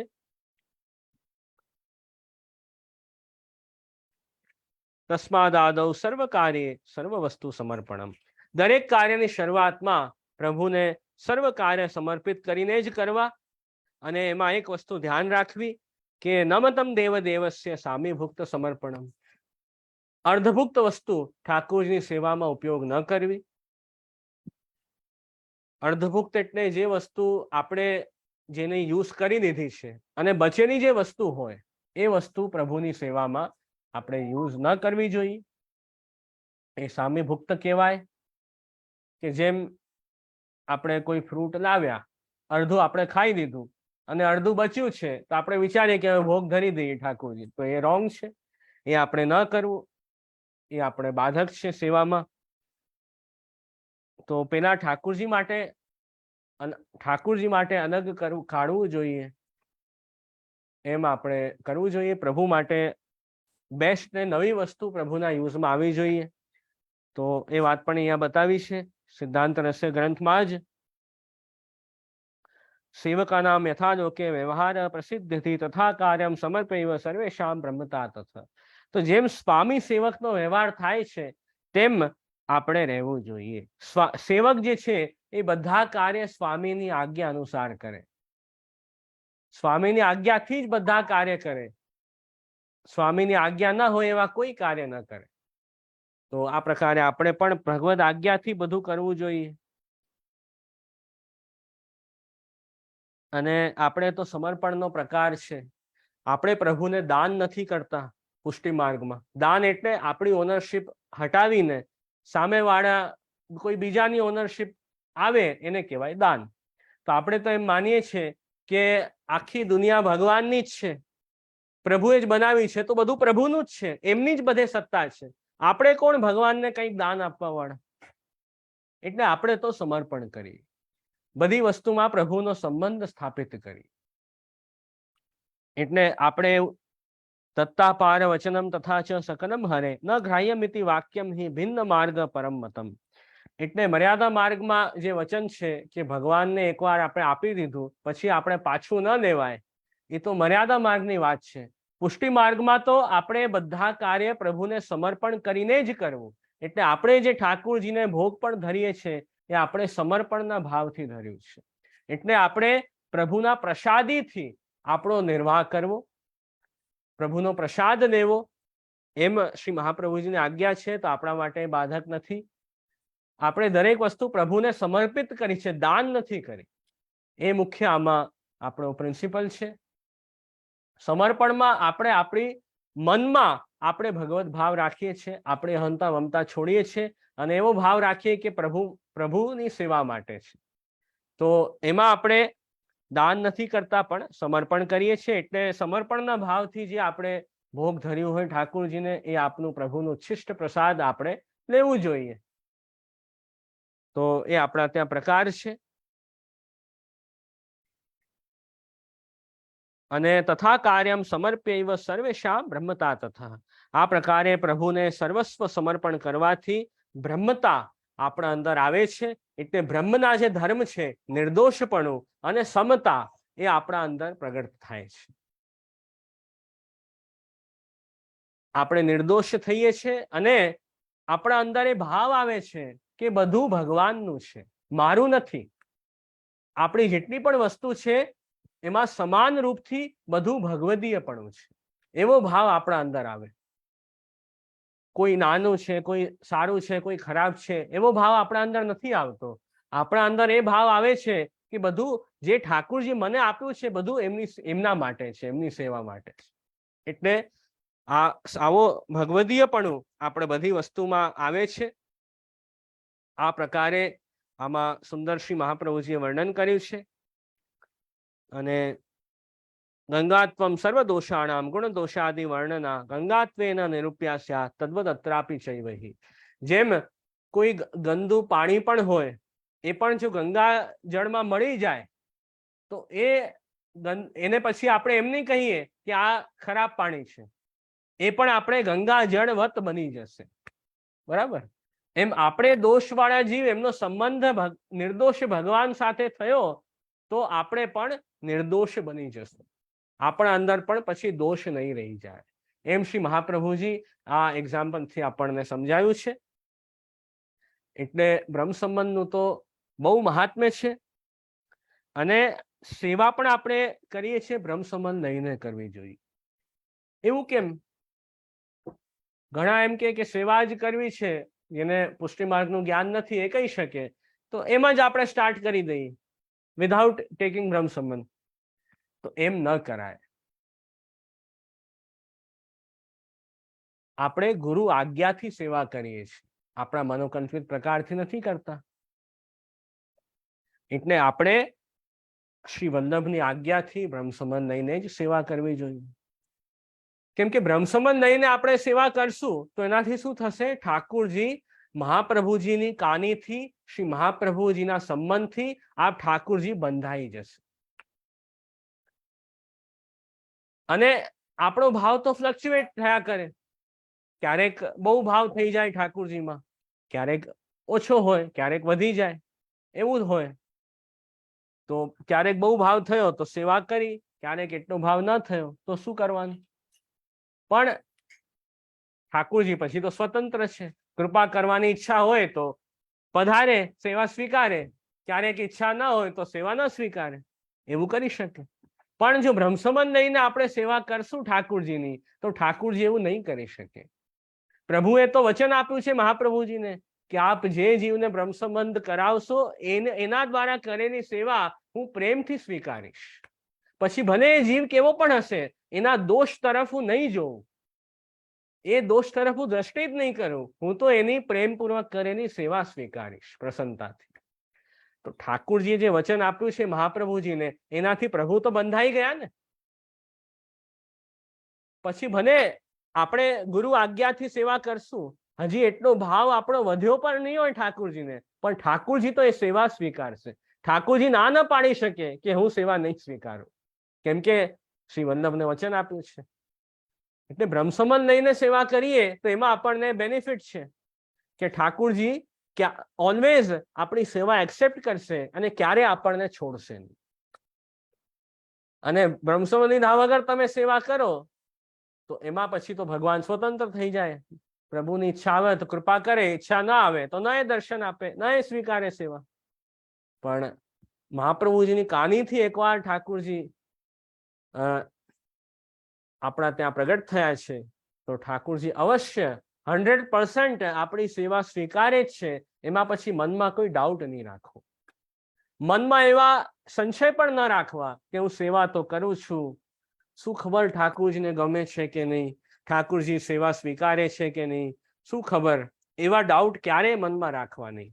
શ્રી મહાપ્રભુજીનું સ્મરણ કરીને આપણે સેવા કરીએ છીએ તો ઠાકુરજી અવશ્ય આપણી સેવા પ્રેમથી સ્વીકારે છે.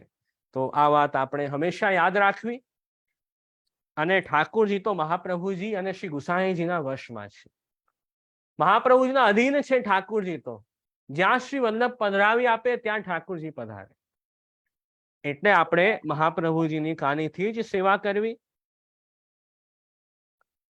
એમ આપણે જાણવું જોઈએ. અને ઘણા બધા વાર્તા પ્રસંગ આપણને મળે 84-252 વૈષ્ણવોની વાર્તામાં, કે જેમાં આપણને એ પ્રસંગ આપણે જોઈ શકીએ કે જેમાં આપણને દેખાય કે ઠાકુરજીએ બ્રહ્મસંબંધ ના કારણે કેટલી વધારે ભક્તો ઉપર કૃપા કરી છે.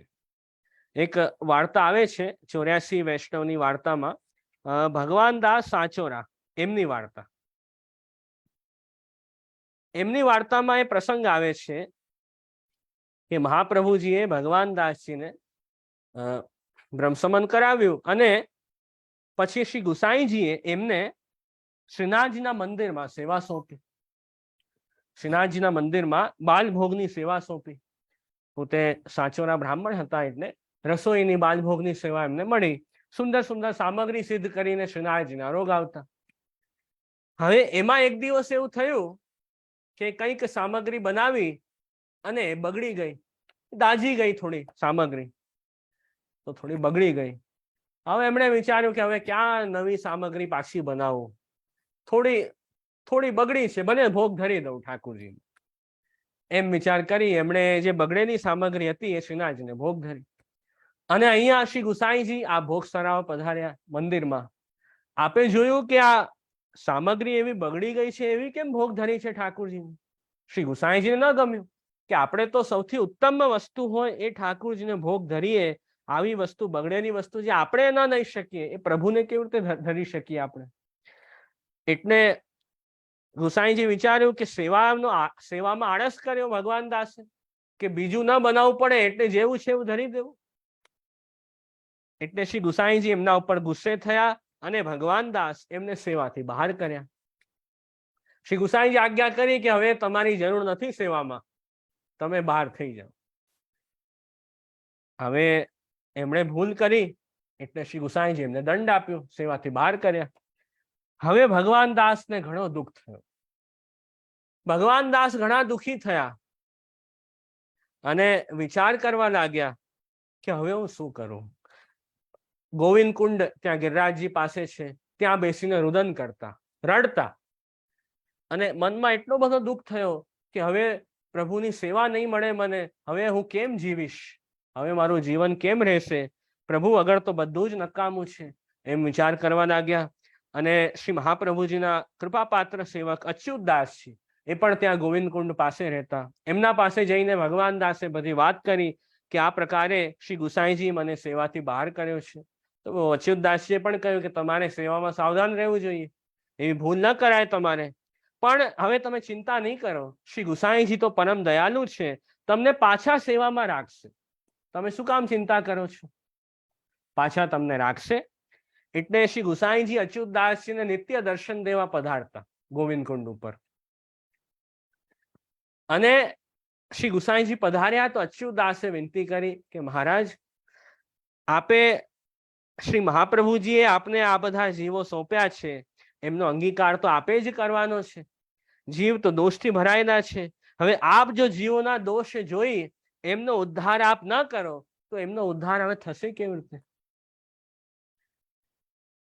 એટલે અને જ્યારે શ્રી ગોવર્ધનનાથજીએ શ્રી મહાપ્રભુજીને બ્રહ્મસમનની આજ્ઞા કરી કે જેને આ બ્રહ્મસમન કરાવશો એના દોષ દૂર થશે, હવે આપ જ જીવોના દોષ જોશો તો એનો ઉદ્ધાર તો થઈ જ નહીં શકે, તો કંઈક કૃપા કરો, એમ શ્રી ગુસાઈજીને વિનંતી કરી. તો શ્રી ગુસાઈજી આજ્ઞા કરી કે તમે ચિંતા નહીં કરો, મેં ભગવાન દાસનો કોઈ ત્યાગ નથી કર્યો, એમને દંડ આપ્યું છે, સેવાથી બહાર કર્યું છે, કેમ કે આગળ ફ્યુચરમાં ભવિષ્યમાં એ ભૂલ પાછી ન કરે, ભવિષ્યમાં એવો અપરાધ પાછો ન કરે, એટલે એમને મેં સેવાથી બહાર કર્યો છે, એમને શિક્ષા આપવા માટે, શીખડાવવા માટે. બાકી હું કોઈ વૈષ્ણવનો ક્યારે ત્યાગ નથી થતો, શ્રીજી ક્યારે કોઈને છોડતા નથી. તરત શ્રી ગુસાઈજી ભગવાન દાસને એમનો હાથ પકડી એમને લઈને શ્રીનાથજીની સેવામાં ફરી એમને સેવા સોંપી છે, એમ વાર્તા પ્રસંગમાં આવે છે. અને આપે આજ્ઞા કરી કે હવે સેવા સાવધાનીથી કરજો. તો ભગવાન દાસ એટલા પ્રસન્ન થયા અને એટલા પ્રેમથી અને ધ્યાન રાખીને સેવા કરતા શ્રીનાથજીની કે શ્રીનાથજી એમના સાથે હવે વાતચીત કરતા, સાનુભાવતા જતાવતા, એવી કૃપા કરવા લાગ્યા. એટલે આ વાર્તા પ્રસંગમાં પણ આપણે જોયું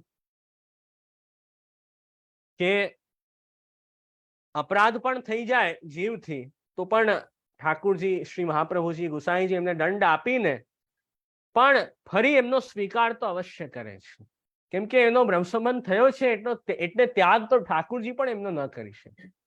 તો એમને શિક્ષા આપી, દંડ આપી, ફરી એમને એક્સેપ્ટ ઠાકુરજી સેવામાં કરે છે. એવું બ્રહ્મસંબંધનું મહાત્મ્ય છે.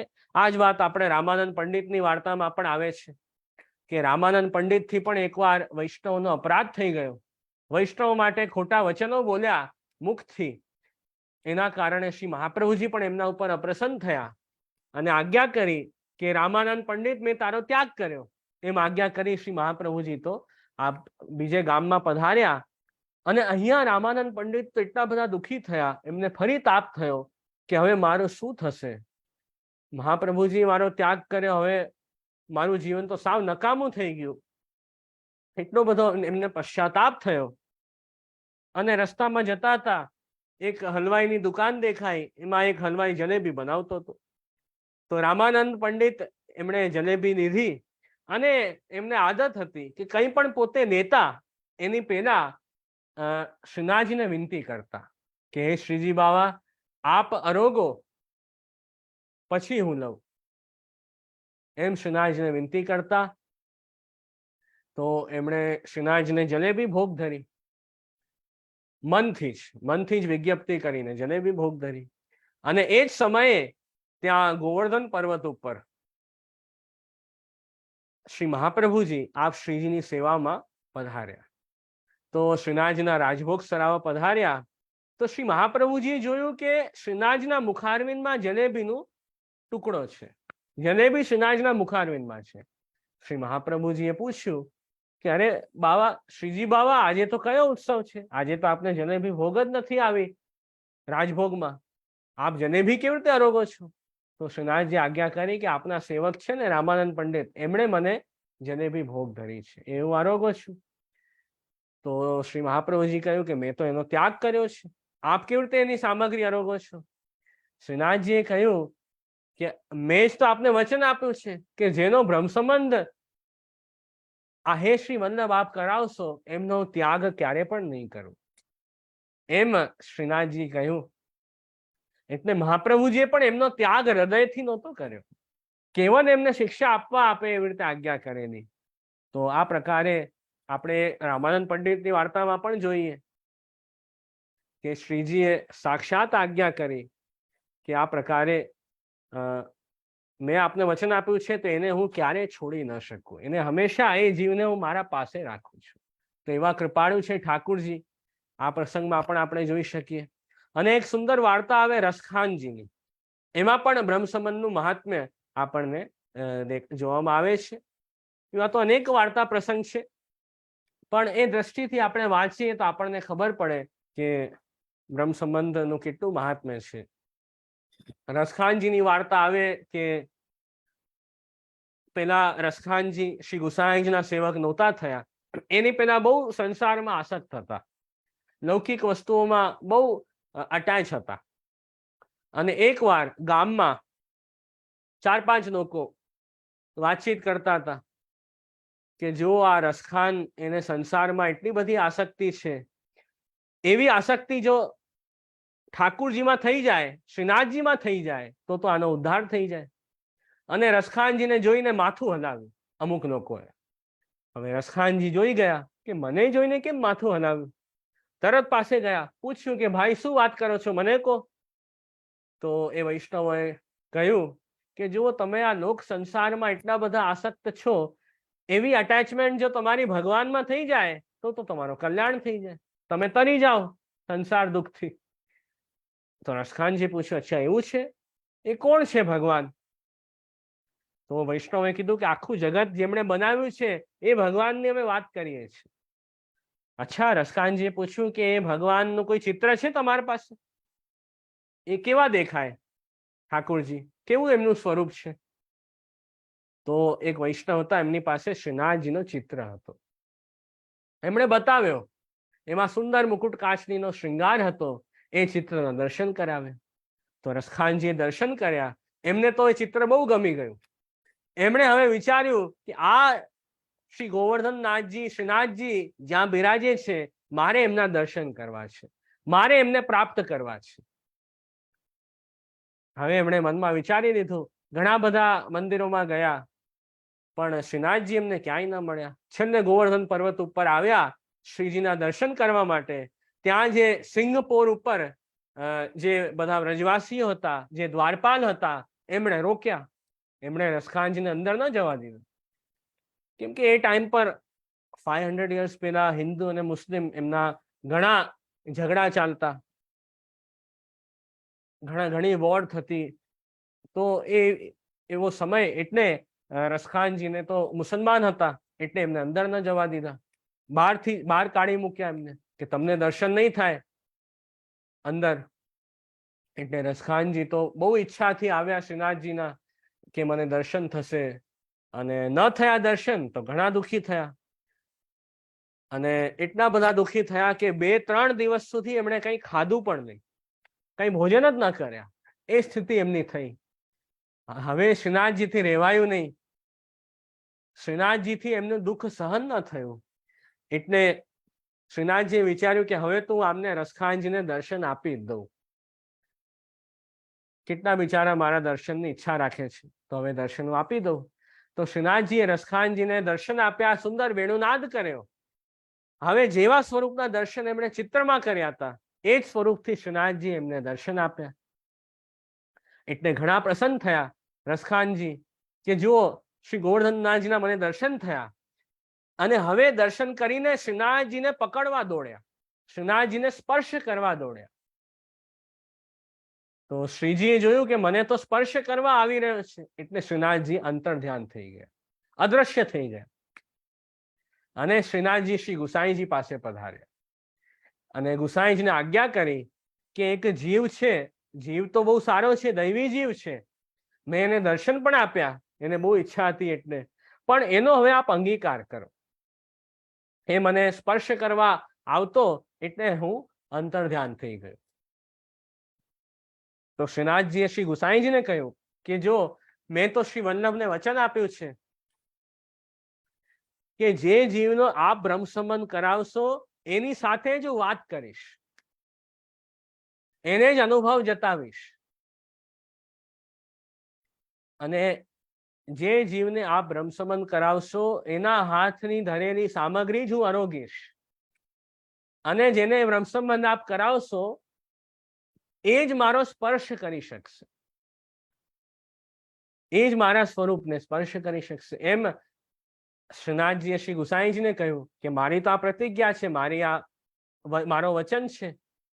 એટલે ગુસાઈજીને કહ્યું કે જલ્દી આપ એનો અંગીકાર કરો, એટલે એ મારો સ્પર્શ કરી શકે અને મને પ્રાપ્ત કરી શકે. એટલે શ્રી ગુસાઈજી પધાર્યા આપ ગોકુળથી ગોવર્ધન, અને રસખાનજી સમજી ગયા કે જેમના દર્શન મને થયા શ્રી ગોવર્ધનનાથજી, એમના શ્રી ગુસાઈજી મિત્ર લાગે છે. તો ગુસાઈજીને કહી રહ્યા છે કે આપ તો એમના જ મિત્ર છો ને. ગુસાઈજીએ પૂછ્યું કે તમે અમારી મિત્રતા કેવી રીતે જાણી?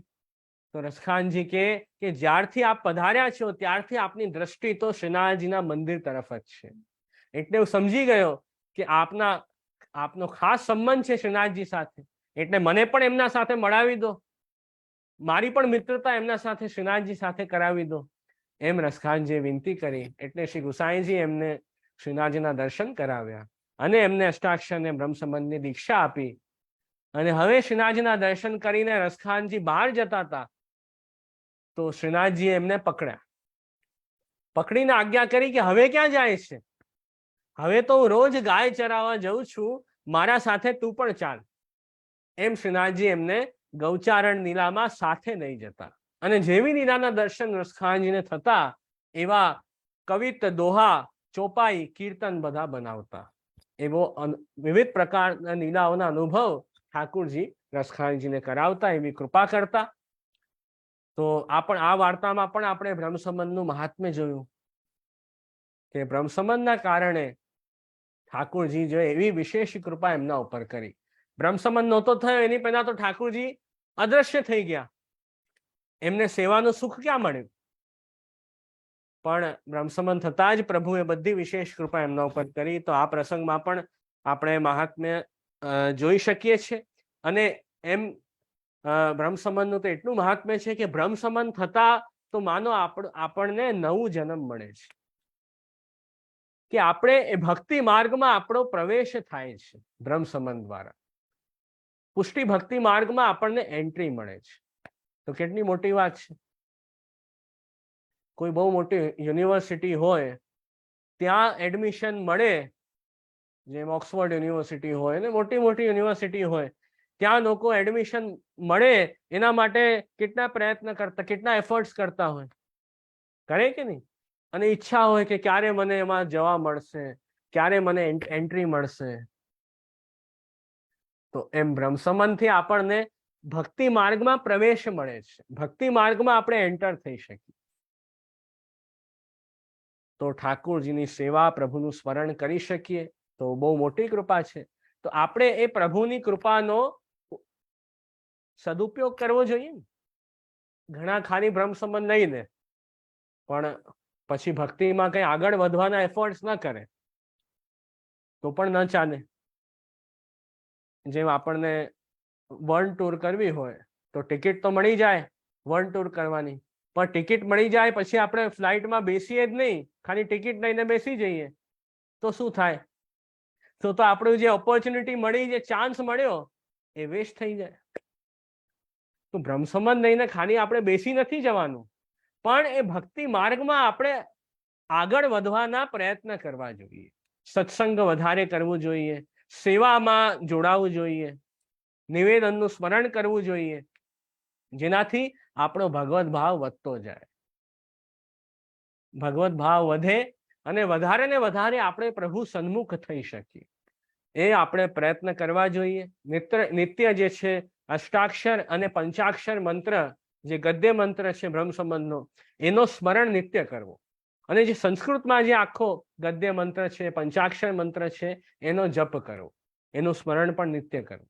અનુવાદ વાંચે છે વૈષ્ણવો એ તો બરાબર છે ગુજરાતીમાં, પણ ઠાકુરજી સન્મુખ જ્યારે તુલસી સમર્પીએ ત્યારે આપણે એ સંસ્કૃતના નું જે આખું શ્લોક છે, મંત્ર છે, એ આપણે બોલવું જોઈએ. તો એનું સ્મરણ પણ નિત્ય કરવું જોઈએ. સેવામાં પણ નિત્ય જવું જોઈએ. ઘરે ઠાકુરજી બિરાજતા હોય તો ઘરે પ્રભુ સન્મુખ પ્રભુ સેવા કરવી, કે આપણા ગુરુ જ્યાં બિરાજતા હોય ત્યાં ગુરુ ઘરમાં એ સેવા કરી શકીએ બ્રહ્મ સંબંધ લઈને, કે ઠાકુરજીનું કોઈક મંદિર હોય, કોઈક હવેલીમાં પ્રભુ બિરાજતા હોય ત્યાં પણ બ્રહ્મ સંબંધ લઈને અવશ્ય સેવામાં સન્મુખ થવું જોઈએ. અને જે રીતે આપણે અનુકૂળ હોય એ પ્રકારે ભગવત સેવામાં આપણે જોડાવવું જોઈએ. આપણે 84-252 વૈષ્ણવમાં તો બધા જ આપણને એક્ઝામ્પલ મળે છે કે બ્રહ્મ સંબંધ લઈને વૈષ્ણવોએ પોતાના ઘરે સેવા કરી છે, ગુરુ ઘરમાં પણ સેવા કરી છે, અને શ્રી ગોવર્ધનનાથજીના મંદિરમાં પણ સેવા કરી છે. તો જેમ આપણે અનુકૂળ હોય એમ આપણે પ્રભુ સન્મુખ રહેવું જોઈએ, એમની સેવામાં જોડાવવું જોઈએ. મુખ્ય કહેવાનો તાત્પર્ય એ છે, પ્રભુથી દૂર ન રહેવું, પ્રભુથી વિમુખ ન રહેવું, પ્રભુ પાસે રહેવું જોઈએ.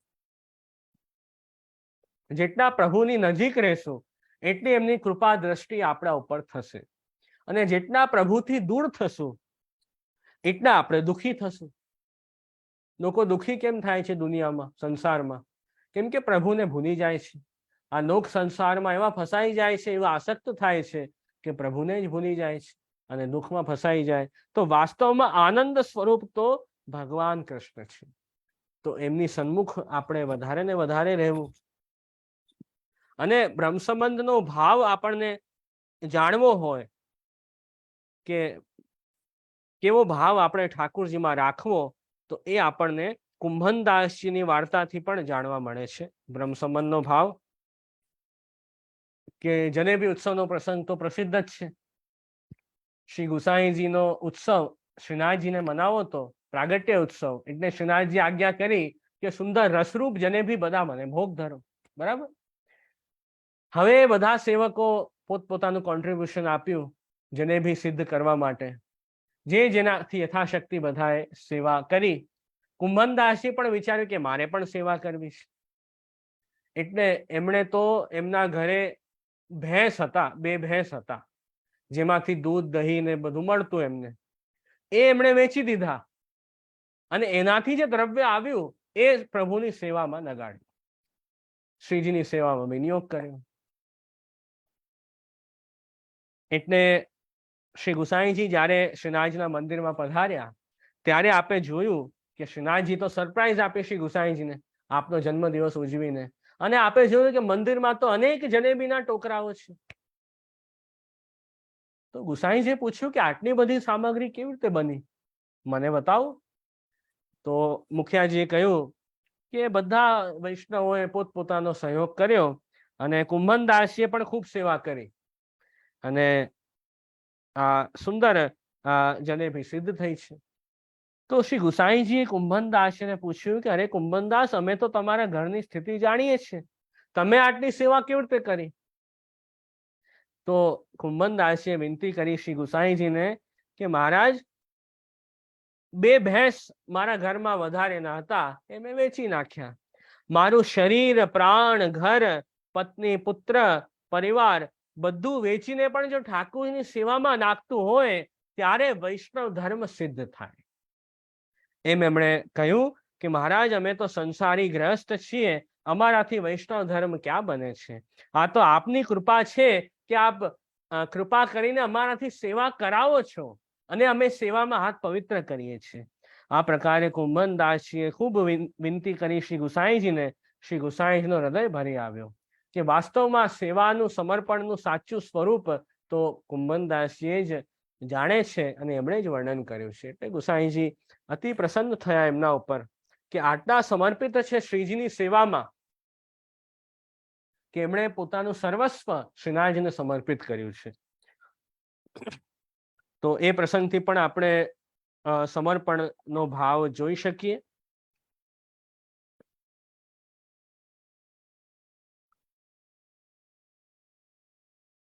તો આ રીતે આપણે ઘણા બધા પ્રસંગો જોયા, વાર્તા પ્રસંગ અને બ્રહ્મ સંબંધનું મહાત્મ્ય જોયું. શ્રી હરિરાયજીનો ગ્રંથ પણ જોયો, નિવેદન, તાત્પર્યાર્થ અને સિદ્ધાંત રહસ્ય ગ્રંથનું પણ શોર્ટમાં આપણે સમરી જોઈ કે જેનાથી બ્રહ્મ સંબંધનું મહાત્મ્ય આપણને સમજાય. તો આપ બધા વૈષ્ણવોએ શ્રવણ કર્યું. કોઈ વૈષ્ણવને અવશ્ય કોઈ ક્વેશ્ચન હોય તો આપ જરૂર પૂછી શકો. તો ખૂબ આનંદથી આપણો આજનો સત્સંગ થયો. આજનો સુંદર પવિત્ર એકાદશીનો દિવસ ને એમાં આપણે આ સત્સંગ કર્યો. મને ખૂબ જ આનંદ થયો. તો અહીં જ આપણે સત્સંગનું હવે સમાપન કરશું. થેન્ક યુ જજેશ્રી, બહુ સરસ આપણે વાત થઈ બ્રહ્મ સંબંધની.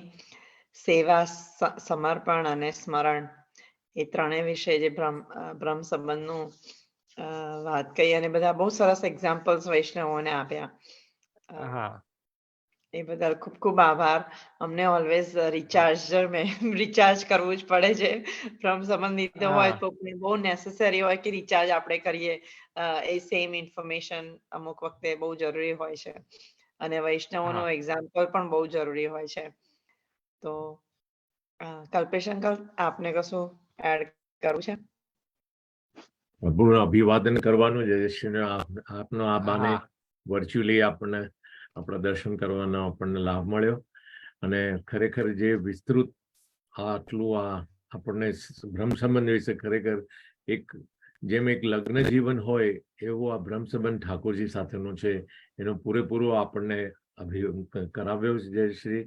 મેં તો સાંભળ્યા છે એટલે હું તો રિયલી આતુર હતો કે આપની વાણીનો ક્યારે આપણને આવો લાભ મળીશ કે બ્રહ્મ સંબંધનું ખરેખર એ છે કે ભાઈ એમ કહેવાય ને કે તમે એક 45 મિનિટ બી આપણે જો ઠાકોરજીને સમર્પણ કરીને આપણે આજે જયશ્રીને સાંભળાય એ બી આપણા માટે એક એક્ઝામ્પલ જેવું છે કે જે આપણે જિંદગી આપણું સઘળું સમર્પણ તો નથી કરી શકતા પણ 1 કલાક બી જો આપણે સમર્પણ કરીને આપણે જયશ્રીને સાંભળ્યા આપણને મહોદયશ્રીને, એ આપણા માટે એક ધન્યનું સ્વરૂપ છે. જયશ્રી, આવું ફરીથી આવા સુંદર ટોપિકનું વિસ્તૃત ક્યારે બી વિસ્તારથી આપણને વર્ણન કરવાનો આપે લાભ આપશો એવી અભ્યર્થના સાથે હું મારી નવીનની વાણીને આપણી ચરણોમાં સમર્પણ કરું છું. બોલો શ્રી વલ્લભાધીશ કી જય. શ્રી મુદ્દજી મહોદય કી જય. સેજલબેન, કલ્પેશભાઈ, બધાને મારા આશીર્વાદ. આપણે આજે આશીર્વાદ લઈશું. સત્સંગનો સમાપ્ત આશીર્વાદથી કરીશું. આશ્રયનું કીર્તન કોણ લે છે?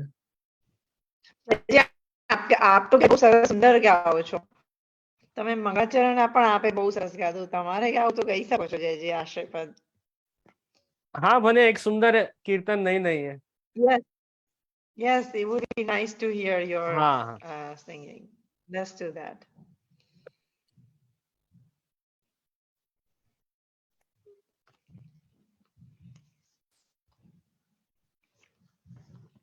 એક સુંદર કીર્તન છે જેમાં બ્રહ્મ સંબંધનો ભાવ છે અને મહાપ્રભુજીના શરણે જવાનું મહાત્મ્ય બતાવ્યું છે.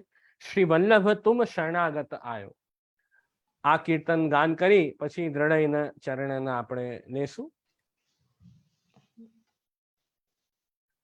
તુમ શરણાગત આયો શ્રી વલ્લભ, તુમ શરણાગત आयो, तुम शरणागत आयो श्री वल्लभ, तुम शरणागत आयो. सब दुख दूर गए तुम देखत, सब दुख दूर गए तुम देखत, सुख को पार न पायो। श्री वल्लभ तुम शरणागत आयो, आज्ञा ते श्री गोवर्धन धर की, आज्ञा ते श्री गोवर्धन धर की, ब्रह्म संबंध करायो, ब्रह्म संबंध करायो। अखिल लीला प्रगट दिखाई, सेवा सुख ही बतायो। श्री वल्लभ तुम शरणागत आयो, श्री भागवत सुधारस मथ के, अपनो पंथ जतायो। श्री भागवत सुधारस मथ के, अपनो पंथ जतायो।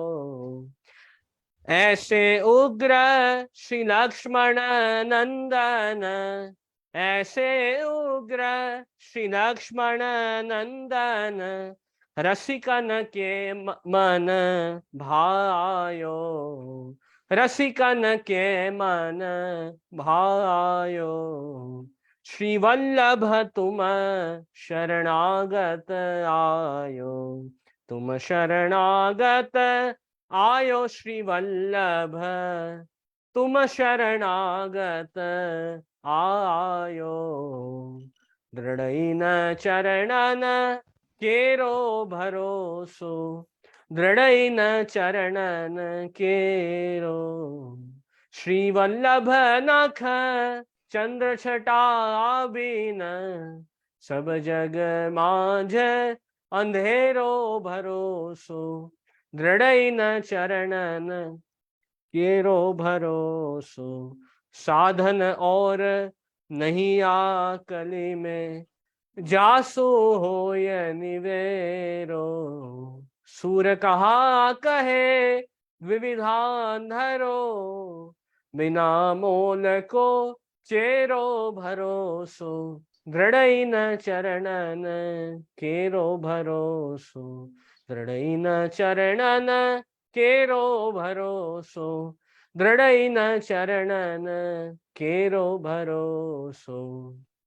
श्री वल्लभाधीश की जय, श्री गुसाई जी परम दयाल की जय, श्री गोवर्धन नाथ की जय, श्याम सुंदर यमुने महारानी की जय, श्री गिरिराज धरण की जय।